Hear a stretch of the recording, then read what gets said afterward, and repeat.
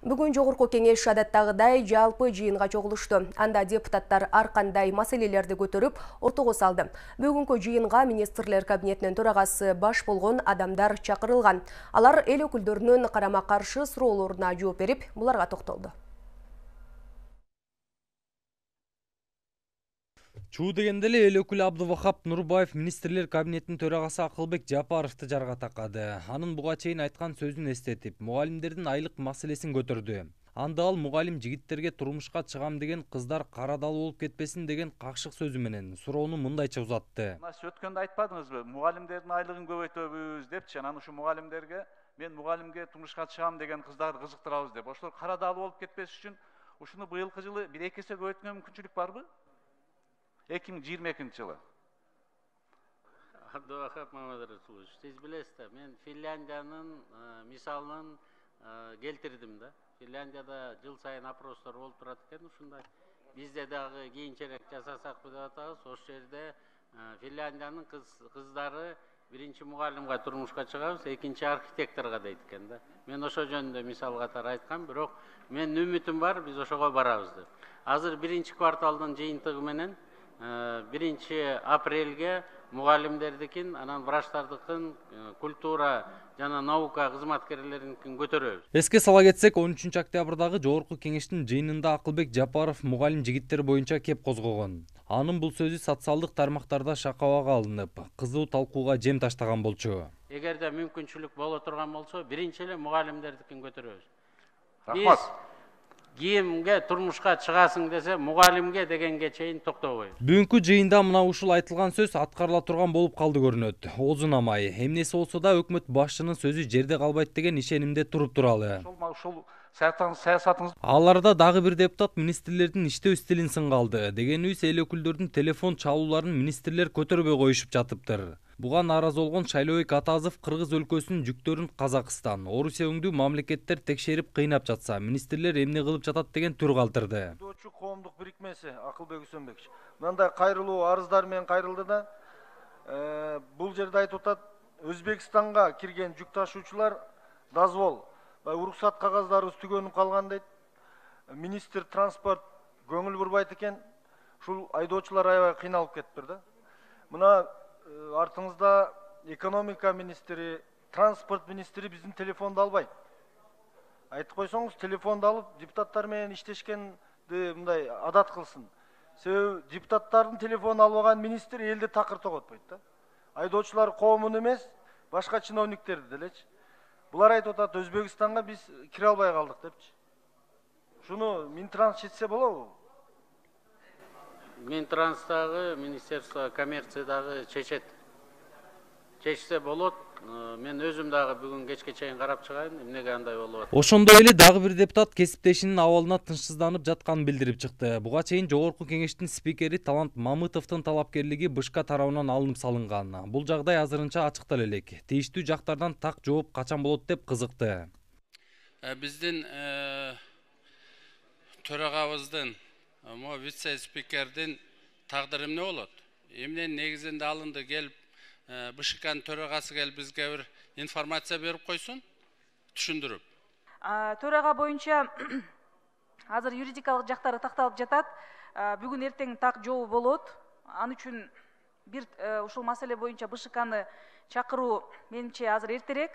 Ал эми вице-спикер Нурбек Өмүрбекович Сыдыгалиев каттоодон өтүп жатканда талапкер катары шайлоого кызматынан кетүү боюнча арызын берген, кызматын тапшыруу боюнча. Анын кызматы азыр бош. Шайлоо демекчи, жыйында шайлоонун шайтан оюндары азыр эле башталганы да кабарланды. Ошто админ ресурска жол берилип, мамлекеттик чоң кызматкерлер кайсы бир талапкерлердин таламын талашып жатканы айтылды. Бул жагынан алганда президенттин саясатына каршы иштер жүрүп жаткандыгы белгиленди. Алдыбыздагы 6 айдан бери келип аткан депутаттар бар. Ошолордун азыр региондордо жүрөт. Бүт баарын сатып алабыз деп. Ошолорго да көңүл буруп коюңуздар. Сатып алгандар дагы, сатылгандар дагы жазаланат деген президенттин принципиалдуу позициясы бар. Биз ошону так аткарабыз. Бүгүн Лейлектин акими жумуштан четтетилди, шайлоо бүткөнгө чейин. Исфана мэрине катуу сөгүш жарыяланды.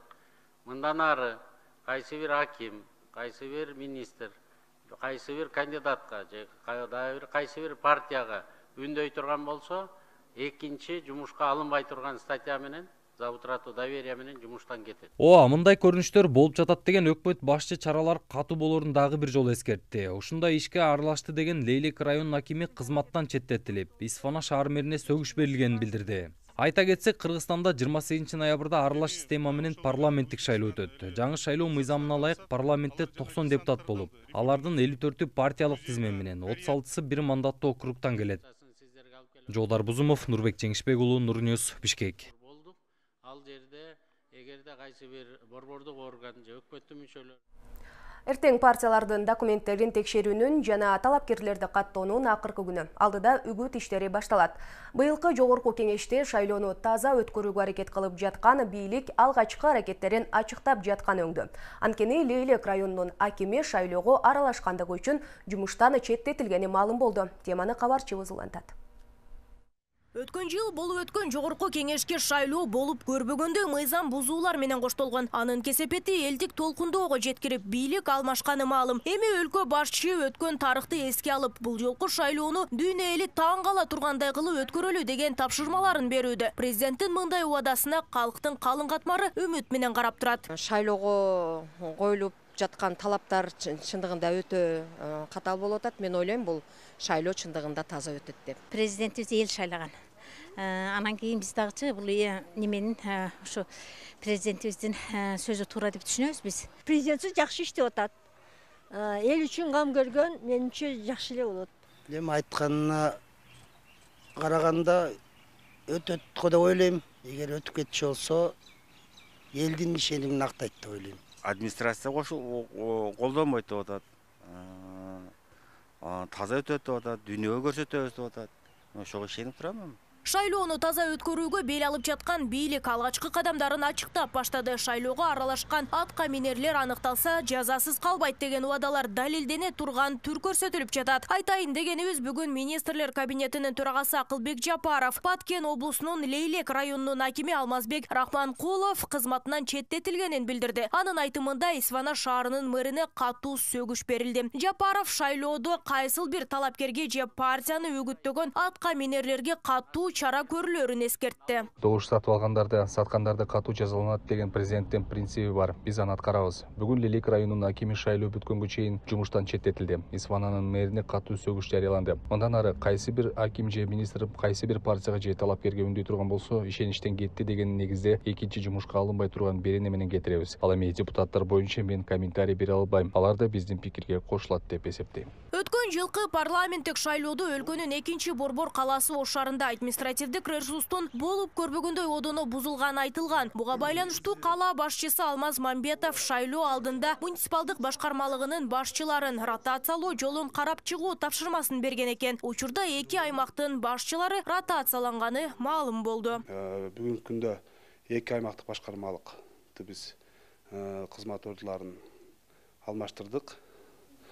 Бул Туран аймактык башкармалыгы Курманжан Даткага келди.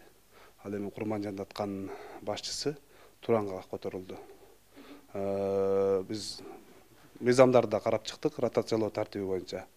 Башка аймактык башкармалыктарды карасак, көпчүлүгү дээрлик жаңы дайындалган жетекчилер. Алар бир жылдан ашык иштемейинче ротациялоо тартибине жатпайт экен да. Ошон үчүн бүгүнкү күндө эле эки мап боюнча чечим кабыл алынды. Белгилүү болгондой, бул убага чейин кыргыз баалуулуктарын коргоо кыймылы Ыйман-Уруп партиясын, Ата журт Кыргызстан партиясынын тизмеси менен шайлоого катышып жаткан Турсунбай Бакир уулун, Мекенчил партиясынын тизмесиндеги Шүкүрбек Эркинбаевди жана Азаттык партиясынын тизмесиндеги Мыктыбек Арстанбек менен Руслан Бекназаровду 28 ноябрда боло турган парламенттик шайлоодон четтетүүнү өтүнүп борбордук шайлоо комиссиясына арыз түшкөн. Бул жагдай боюнча да БШК өкүлдөрүнүн маалыматта тактап көрдүк. Ыкчам чара көрүү группасы. Ошол группада азыр каралып атат. Сразу чечим кабыл алынбайт. Ошол группа карап бүткөндөн кийин анан заседанияга общий баарыбызга заседаниеге алып чыгат, отурумга. Отурумда анан баарыбыз чогуу голосовать этип чечилет. Ал балким эртең чыгат. Эртең 28 октябрь партиялардын документтерин текшерүүнүн жана талапкерлерди тактоонун акыркы күнү. Бул күнү кечки саат 12:00 кийин 29 октябрга өткөндө үгүт иши жүрө баштайт. Үгүт ишине байланыштуу Ош шаарындагы 16 муниципалдык жарнамалык калканчага чучукулак тартуу менен партиялардын жарнамаларын элүүгө келишим түзүлөт. Эскертсек, жогорку кеңешке шайлоо 28 ноябрда өтөт. Бул ирет жогорку кеңешке 90 депутат келет. Анын 54 партиялык система менен 36-сы бир мандаттуу округтан шайланат. Нурзада Сыдыкова, Темирлан Эрнес уулу, Нур Ньюс, Ош шаары.